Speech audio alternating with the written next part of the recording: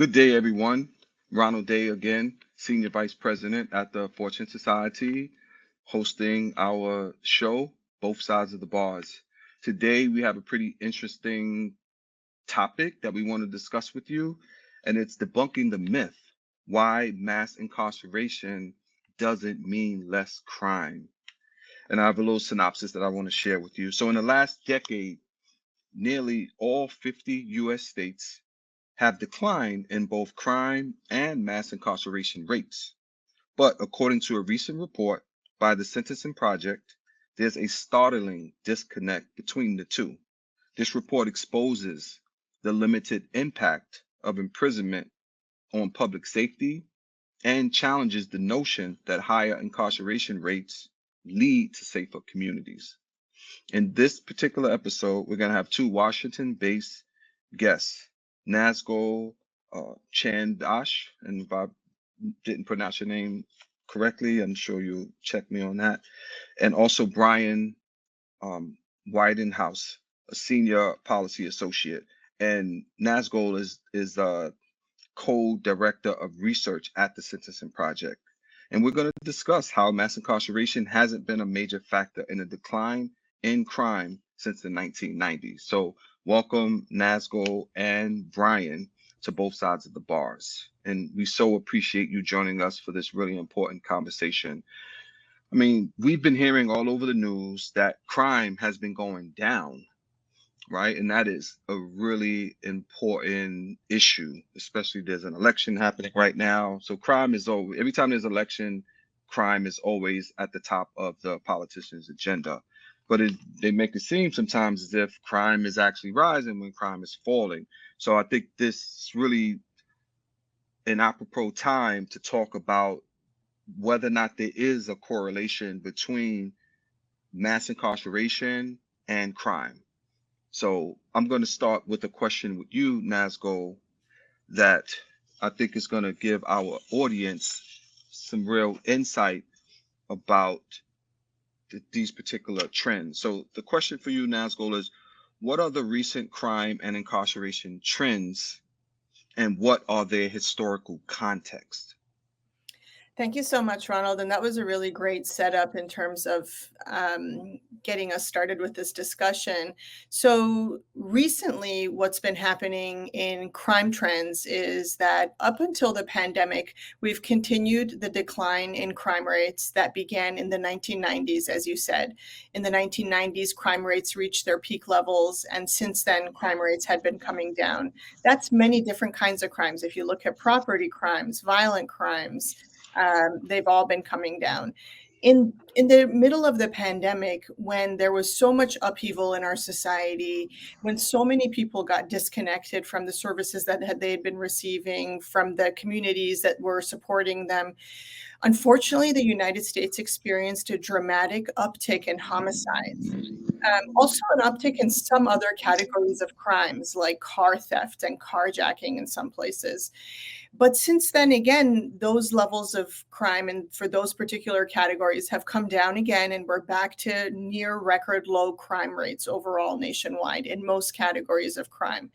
So that's where we're at in terms of crime rates, and that follows a period in which in the 1970s and 80s, crime rates were increasing. So we've got a curve that goes up and then comes down. Now, what's the relationship between that curve and incarceration levels? Well, incarceration levels went up in the US as crime rates were increasing. They continue to go up in the US as crime rates fell. So during the late 90s and the early 2000s, even while crime rates were coming down, incarceration levels were going up. And it wasn't until 2009 when finally incarceration levels hit their peak levels. And then we've been experiencing a modest downsizing in incarceration in the United States. And so, as you mentioned, in the last decade or so, incarceration and crime levels have been coming down at the same time. So it's that kind of relationship where there's not even a clear correlation where we can say, look, when crime rates were going up, incarceration levels went one way, and when crime rates went down, they went a different way. There's just a completely disconnected pattern. And there's a lot of other research that some of which I'll talk to you about later, hopefully, which really emphasizes that crime and incarceration don't have nearly the kind of interconnection that some people think that they do. And so we don't need to incarcerate so many people to maintain the levels of public safety that we have, and even to be able to make our communities even safer.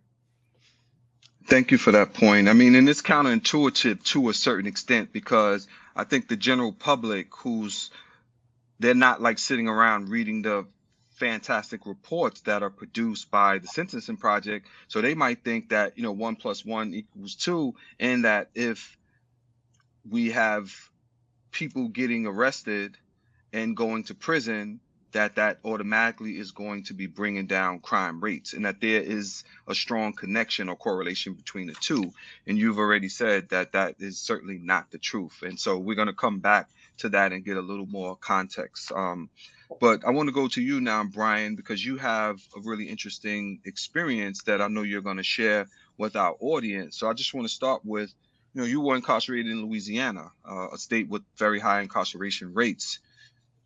Would you like to share that experience with the audience? Well, the experience, and thank you again for that, was that when I was 17, I was given a life without parole sentence, and an adult life without parole, and sent to the adult correctional facilities.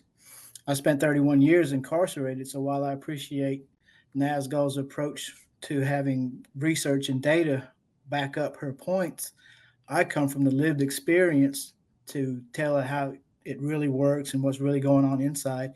I'm just not speaking from my experience. When you spend 31 years tightly confined with thousands of other people, you learn their experiences, their life choices, things that they did on an intimate level.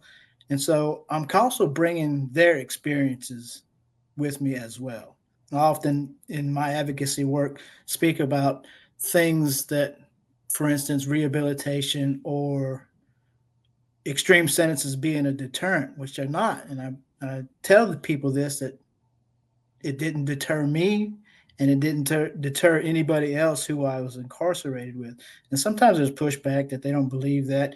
People do cling to some of these myths that extreme sentences or locking people up for certain crimes will bring crime levels down. And we've kind of got entrenched in that ideology, and we're trying to find a way to break out of it.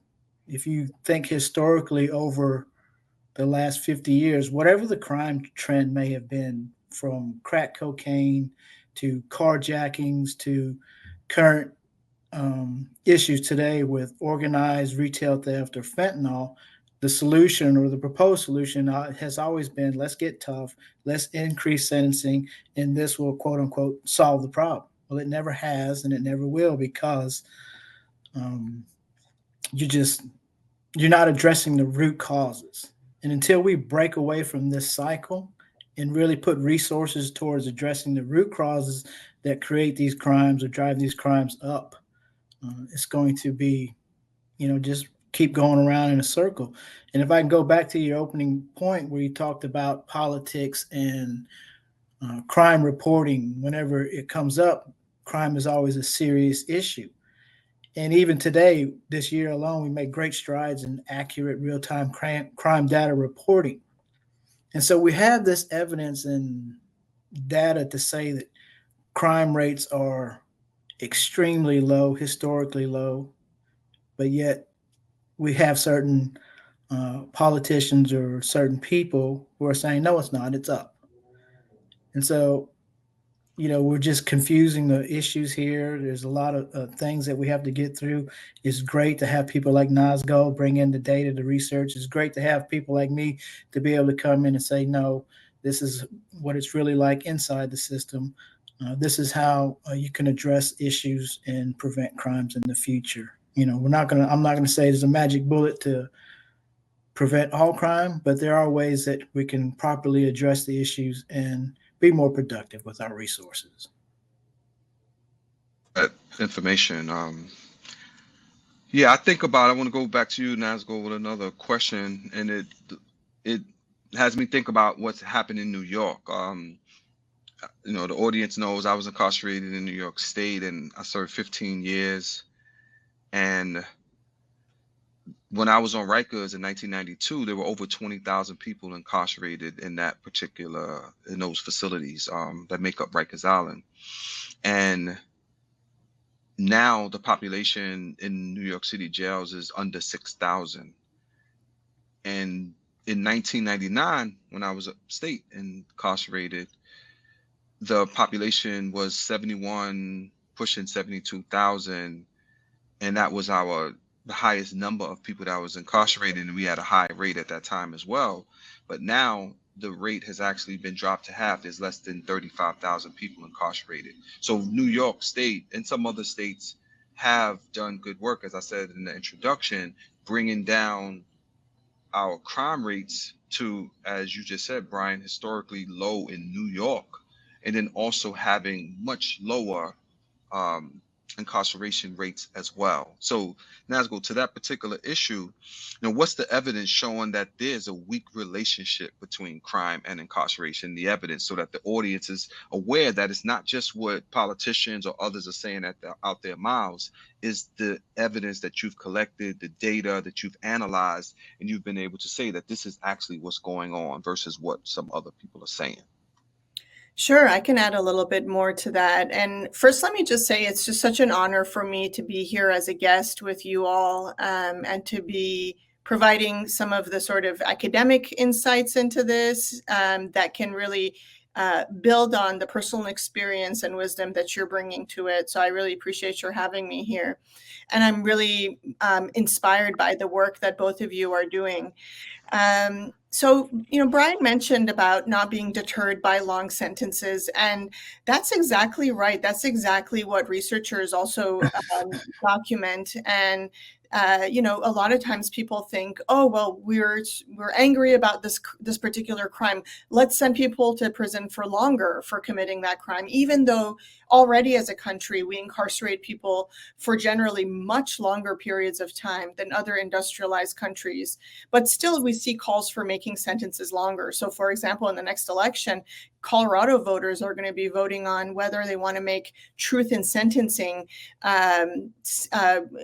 periods of incarceration longer for people. And this is one of those terms where it sounds good, but what it actually means is keeping people behind bars for several years longer than already that we're doing. And what we know about that, if you're someone who's personally connected to this issue, if you know people who've been incarcerated, or if you read the research about this issue, what's clear is what effect that has is that it incarcerates and incapacitates people behind bars after a period of time when they no longer pose a community safety risk. Most people, researchers show that criminal careers generally don't last longer than 10 years. And so sentences going beyond 10 years are generally keeping people behind bars who are likely to have aged out of criminal activity. Crime is generally a thing that young people engage in. And so it's especially important that for youth under 18, but also for emerging adults, 19, 20, 21-year-olds, we find ways to meet the needs that might be driving them to criminal activity instead of when we catch them, and catching people in the midst of crime or afterwards is extremely rare. So when you look at, we in our crime and incarceration report, we provide an updated what's called a criminal justice funnel, which shows at the very top how much victimization happens. And then it shows how much of that is reported to the police, how much of that leads to an arrest, and how much of that results in incarceration. So when we're talking about incarceration, we're talking about a small sliver of the actual level of volume of crimes that are happening. And so that's why people don't expect to get caught, because generally it's a true fact. They are not caught for crime. And even for crimes, very serious crimes like homicide, a lot of times people don't expect to be caught. And in a lot of places, homicide clearance rates are pretty low compared to where they should be at. So, that's roughly 60% of the time in many parts of the country that someone's arrested for homicide. So that's the case against lengthy sentences, that they incapacitate people when they're no longer a risk to our society. So they're wasting our money incarcerating people into middle and old age. They're not deterring people from committing crime because people don't expect to be caught, or they're committing crimes under the influence of drugs and alcohol. And we haven't done nearly enough as a society to make sure that when people have a substance use problem, they're able to get effective and affordable treatment. That's somewhere where we should be investing in if we really want to prevent crime from happening in the first place and tackle some of the root causes that Bryan was mentioning. And then the third factor I would say is, just the distraction that we have in terms of talking about sentencing and lengthier sentences and more incarceration, and preventing us from all of that prevents us from having the meaningful conversations we really need to be having about investing in root causes. And one other thing I would say is that my work is just very oriented towards lengthy and extreme sentences and why they're not effective. Let me just say, on the shorter end of the spectrum, which is still pretty lengthy in the US, but when people are incarcerated for shorter periods of time for jail incarceration terms, or 1 or 2 years in prison, criminologists have shown that a lot of times, especially with respect to jail incarceration, we're doing more harm than good. We're taking people off the streets, away from their family, away from their jobs, and incarcerating them for a short period of time where they're going to be exposed to potentially more trauma behind bars. And then we're letting them out with a criminal record, making it harder for them to get employment, harder for them to get housing, and having lost the job that they might have had previously, having strained their family relationships. And that is a recipe for failure. It is not what you would do if you were to design a system from scratch and figure out when should you use incarceration in order to keep our communities safe rather than cause more harm. Wow. That was heavyweight stuff. I think you just summarized the entire Sentencing Project report in that answer. So that was really great.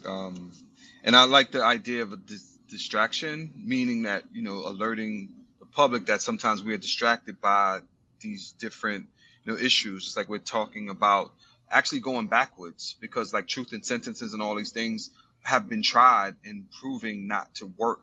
And they are the issues that actually increase mass incarceration. So actually, we know that this doesn't work, having so many people incarcerated for all the reasons that you just said, and that we should actually be doing the opposite.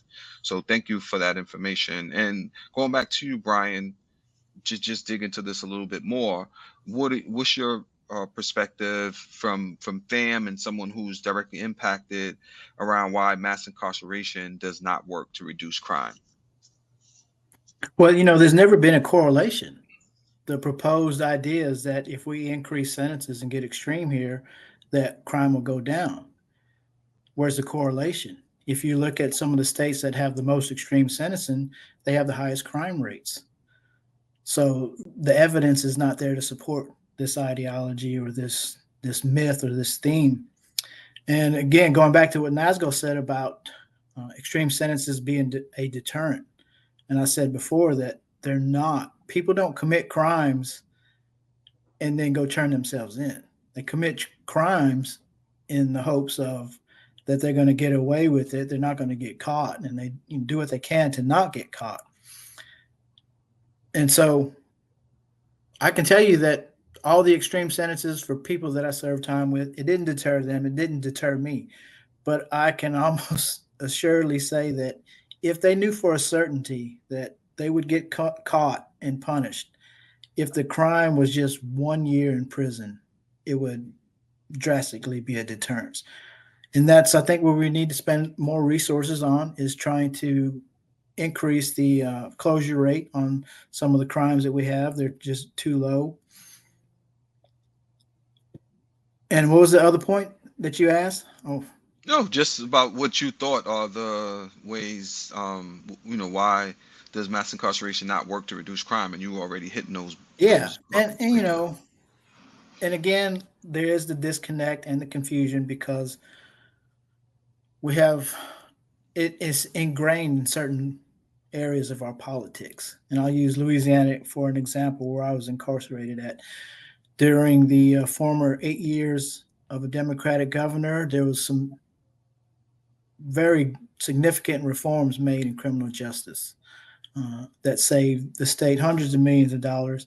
And better than that, a portion of those funds saved were dedicated towards rehabilitation programs for those who are incarcerated and victim services. Now, the new coming governor came in and just basically wiped all that out. And his premise was that crime had went up and was a result of these reforms. But the data doesn't support that.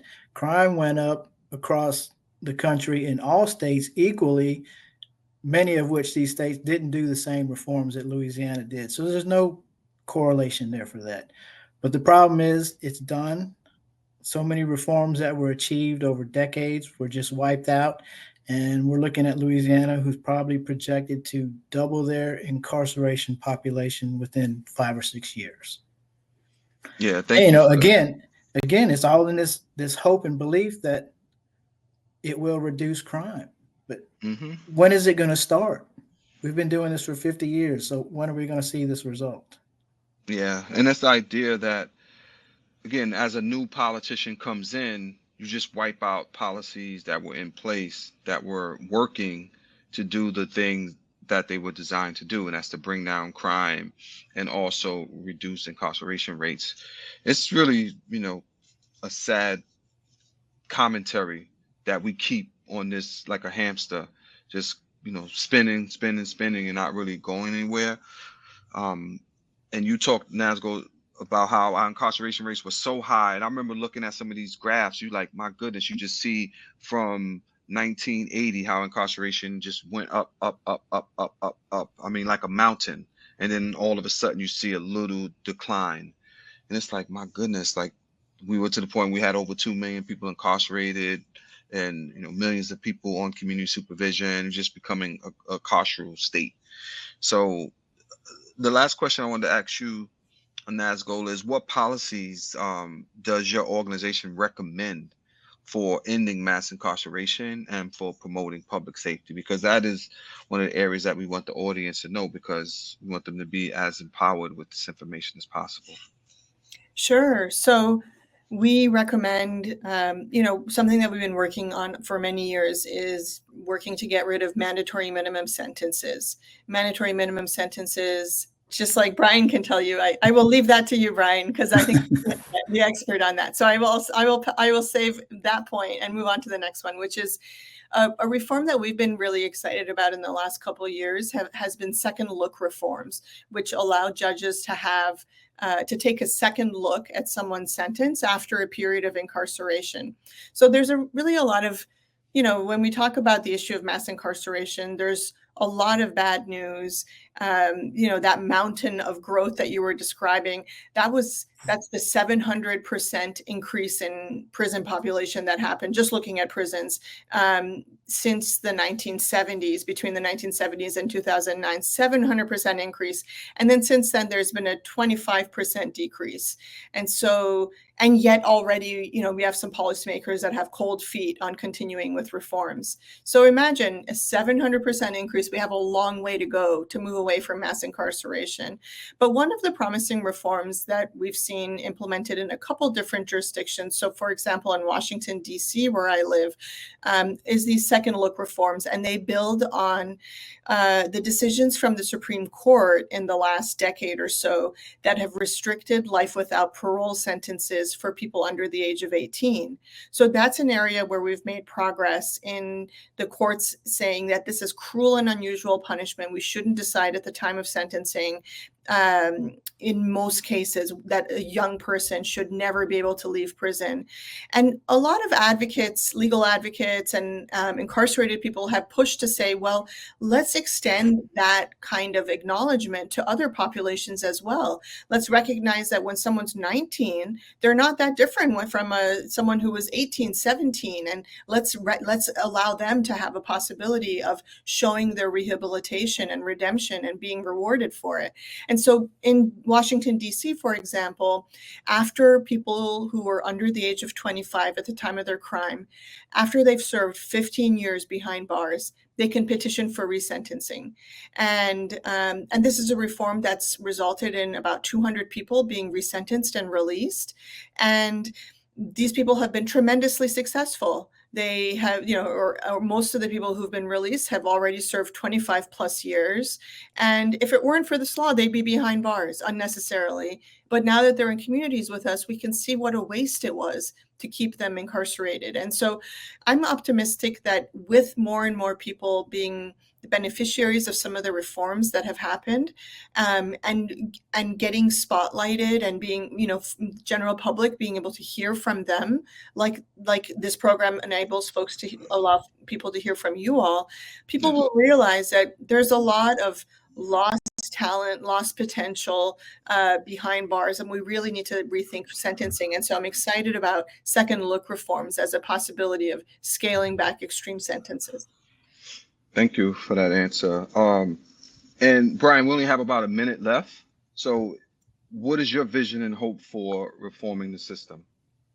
Well, following a lot along what Nazgol said, so my organization is Families Against Mandatory Minimums.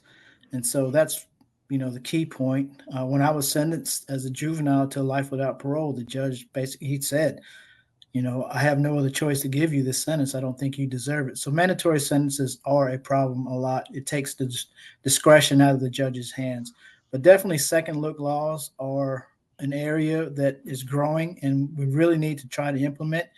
FAMM believes that too many people have been incarcerated, and too many people have been incarcerated for longer than is necessary. We do stand by the fact that there needs to be accountability for crimes and things like that.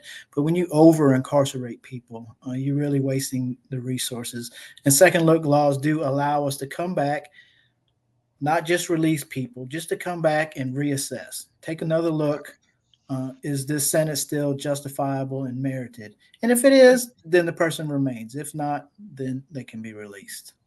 Excellent. Wow. This was a fantastic conversation. Thank you both for joining us on both sides of the bars today, talking about this issue, debunking the myth of why mass incarceration doesn't mean less crime. Thank you so much.